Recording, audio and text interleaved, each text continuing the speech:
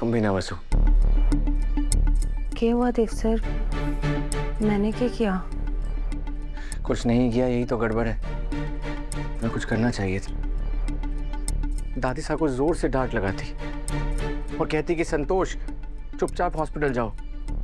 फिर देखती तो तुम्हारी डांट सुन के कैसे दादी साहब मान जाती और हॉस्पिटल के लिए चली जाती। इतना आसान ना है देव सर। उनका नाम संतोष सिंह चौहान है। एक बार जो जिद ठान ले हुए उसे पूरा करके ही रह हुए। वैसे दादी साहब की जिद गलत भी नहीं है वसु।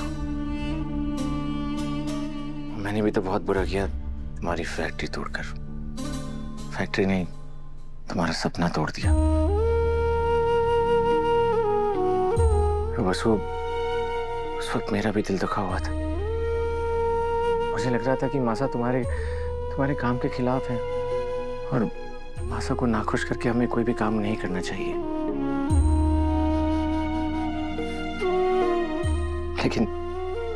लेकिन अब तो सच सबके सामने बाहर आ गया है। मेरी और दादी सा की तरह मासा भी तुम्हारे साथ है। अब हम फिर से तुम्हारी फैक्ट्री का काम शुरू करेंगे और तुम्हारी फैक्ट्री और तुम्हारे काम के बीच में कोई भी नहीं आएगा। तुम जल्दी से अपने स्टाफ को बुला लो। Thank you Dev sir. कुछ समझ ना आ रहा क्या हो रहा है। अचानक चलती फैक्ट्री बंद हो गई, हमारी आमदनी रुक गई। अब क्या करेंगे हम लोग? सच कह रही है बहन, बहुत परेशानी हो गई है। अम्मा, काकी, चाय।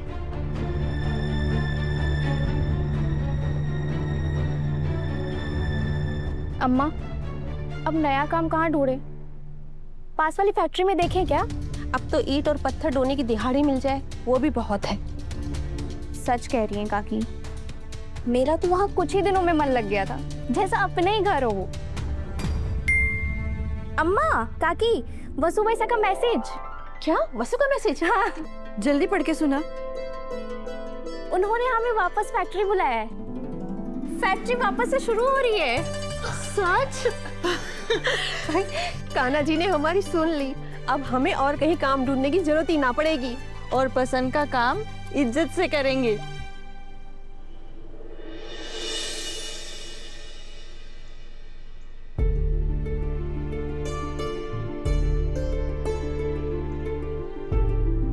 मासा,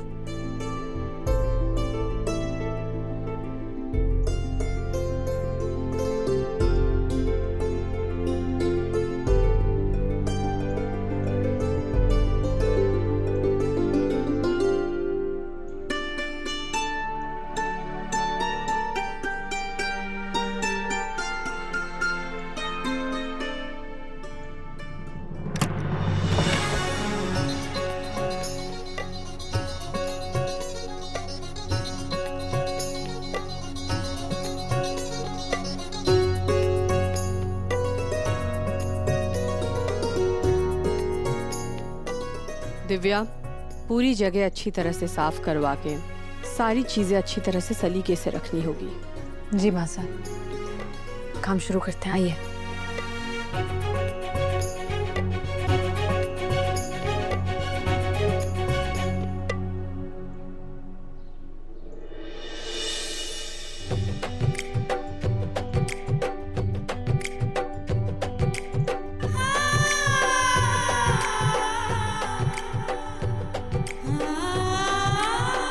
आज आपको अपने साथ देखकर हमारी शक्ति 100 गुनी हो गई है देवी हुकुम।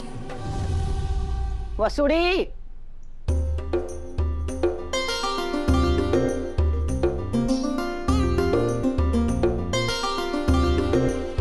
जी दादी साहब, कुछ चाहिए था? हाँ, यहाँ बैठ हमारे पास।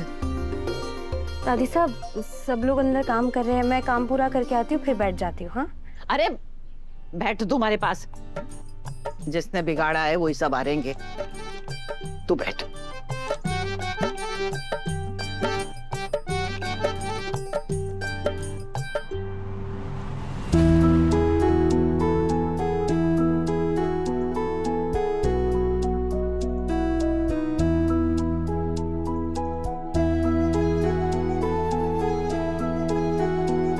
दादी साहब जाने दीजिए ना।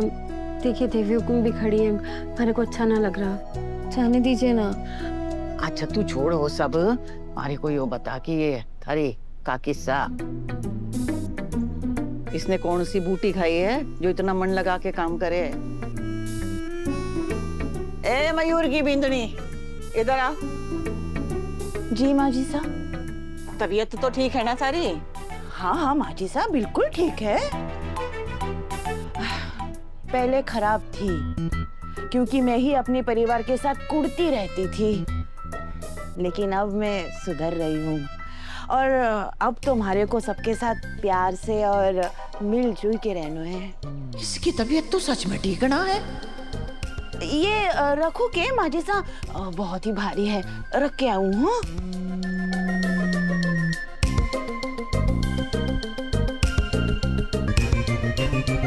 ये हमारी पेंडिंग ऑर्डर्स की लिस्ट है।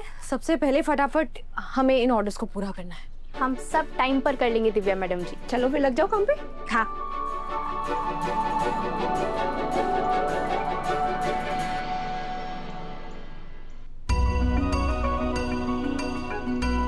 दादी साहब, माजिसा, देखिए आपकी शर्त पूरी हो गई। आप चाहती थी ना कि वसुधा की फैक्ट्री फिर से शुरू हो जाए और उन्हीं पैसों से आपका ऑपरेशन हो। अब वही होगा। तो अब तैयार हो जाइए, हम हॉस्पिटल के लिए निकलते हैं। मैं ना जा रही।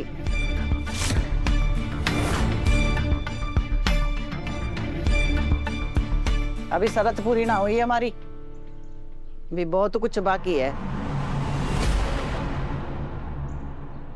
कुछ जवाब चाहिए हमारे को। कैसे जवाब दादी साहब?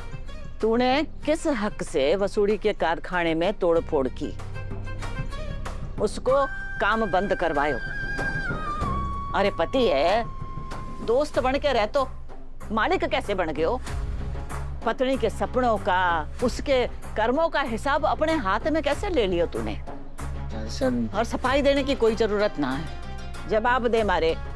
अरे पति को फर्ज होवे है कि अपनी पत्नी को साथी बन के उसके सपनों ने ऊंची उड़ान देवे, और तूने क्या कियो?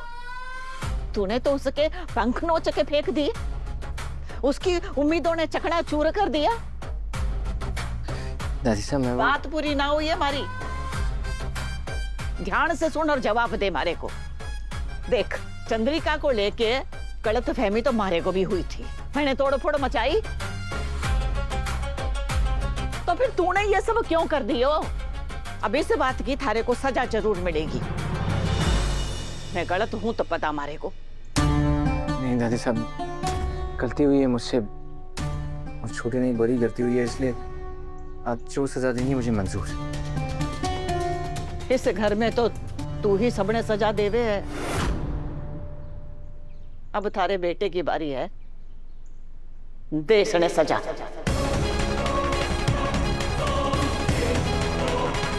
जी माँ जी साहब।